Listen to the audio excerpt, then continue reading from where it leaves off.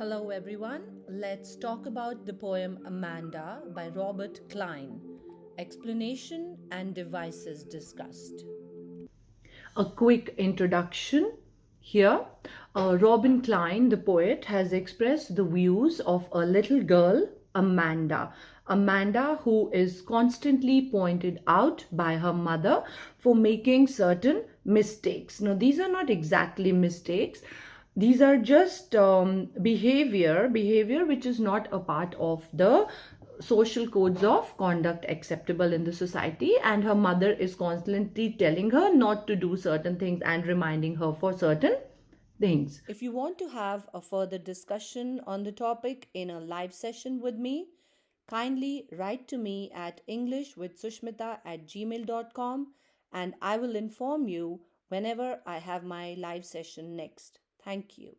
Coming to the explanation, don't bite your nails, Amanda. Don't hunch your shoulders, Amanda. Stop that slouching and sit up straight, Amanda.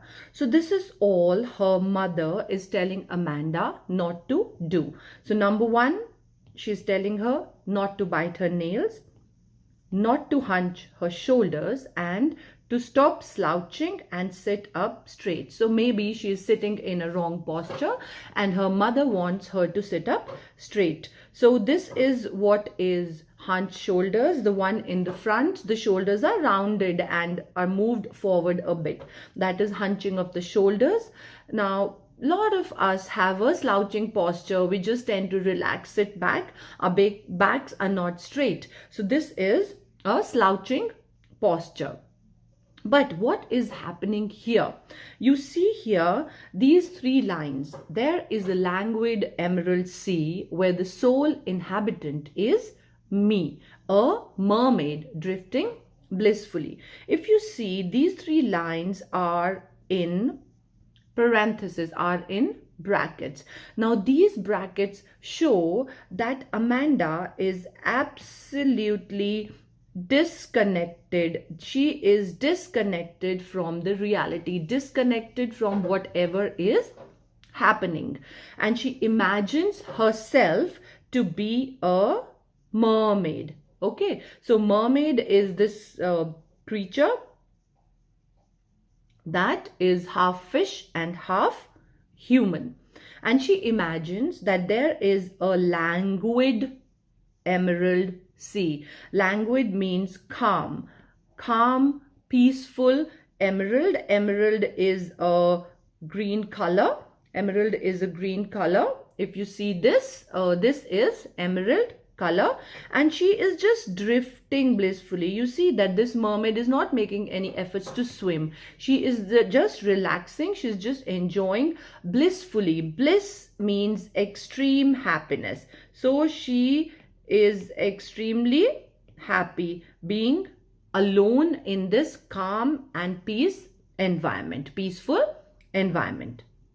Coming to the literary devices, let's see here. The literary devices are anaphora, don't bite, don't hunch, repetition of don't in the beginning of initial phrases, in the beginning of any two consecutive sentences. Anaphora, don't bite.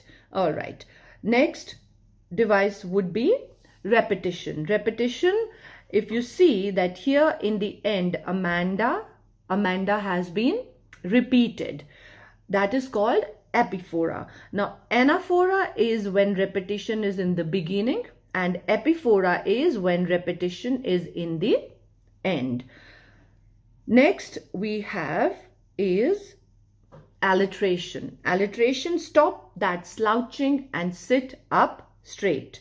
Stop that slouching and sit up straight. If you see, all begin with S. Stop that slouching, sit up straight. Metaphor. Now here where the sole inhabitant is a mermaid, okay, is me a mermaid. So what has Amanda done here is that she has assumed herself to be a mermaid. So it's an assumption, therefore it's a metaphor.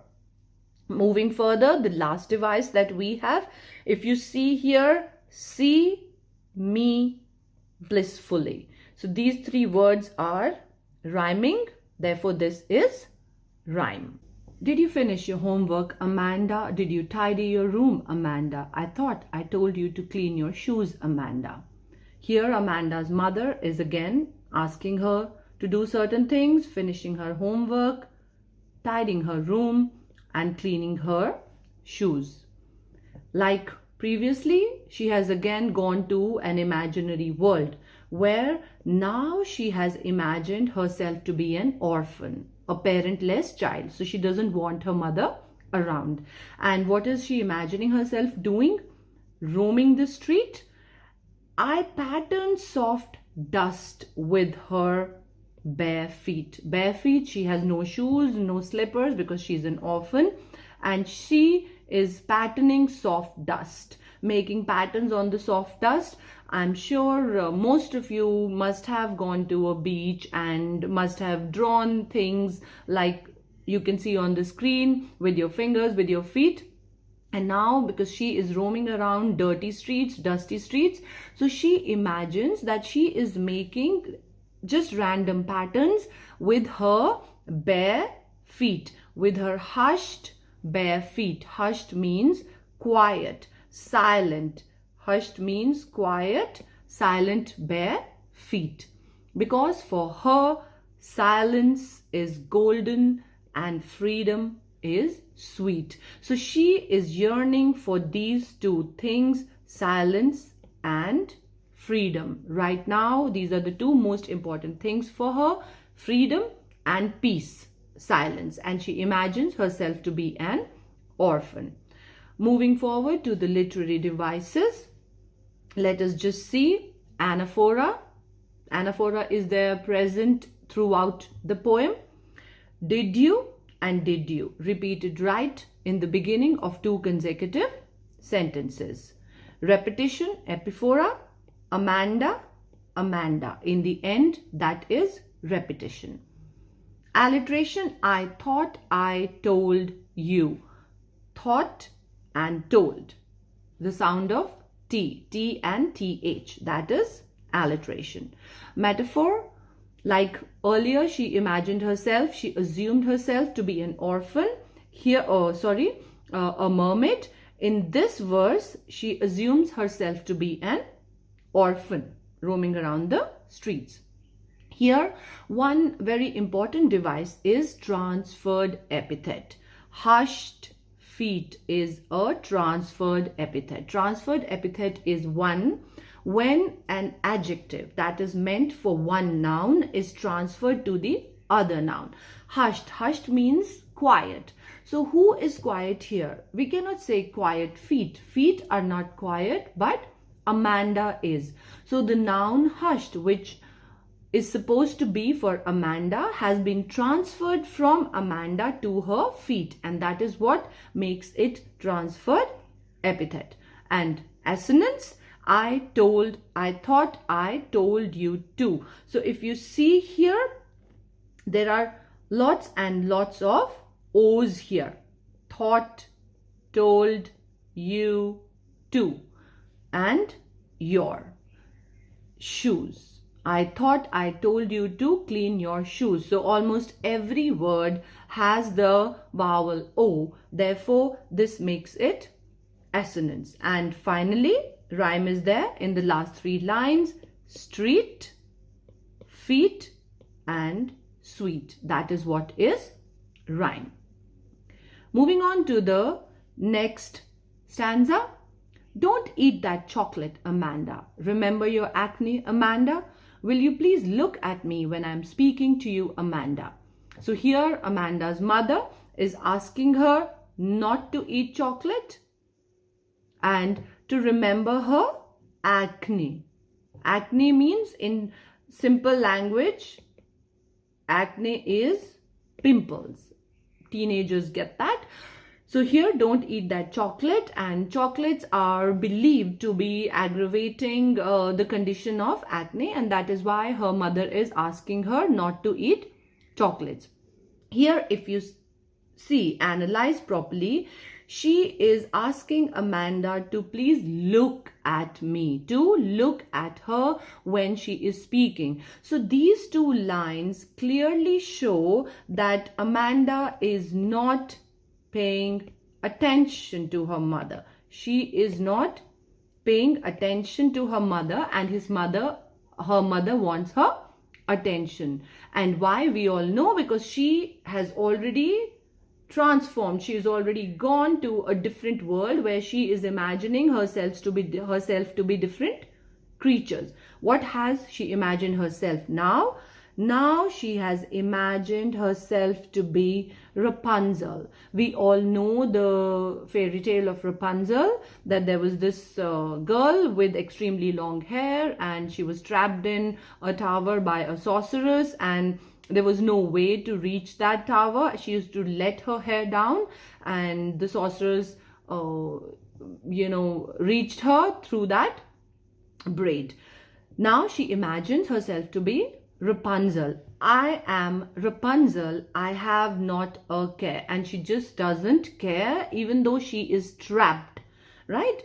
Why? Why does she feel so? Because she feels that life in the tower is tranquil. Tranquil again means peaceful. So do you observe that how much peace is important for her? She needs peace, silence, because she is constantly being nagged by her mother. And she calls this life rare. Rare means uncommon. So she calls this life of peace uncommon because it is uncommon for her, as she is being constantly nagged by her mother. For her, right now it doesn't matter that she is trapped, but as long as she is alone, she has that freedom to be by herself and tranquility, peace. To this she adds, I will certainly never let down my bright hair, like Rapunzel did to bring the sorceress up. But Rapunzel says that she would never let her long bright hair down because she doesn't want anybody to visit her. So here, another thing that she has repeatedly yearned for is solitude. Solitude means being alone. So she is looking for solitude, that is being alone, peace and freedom. Coming to the literary devices in this verse: repetition, epiphora, Amanda, Amanda, Amanda. This is repetition, which is epiphora. Metaphor, now she has assumed herself to be Rapunzel. Amanda assumes herself to be Rapunzel. This is metaphor. And alliteration here, tower is tranquil. Life in a tower is tranquil. Repetition of T in the beginning. And rhyme, of course, care, rare and hair.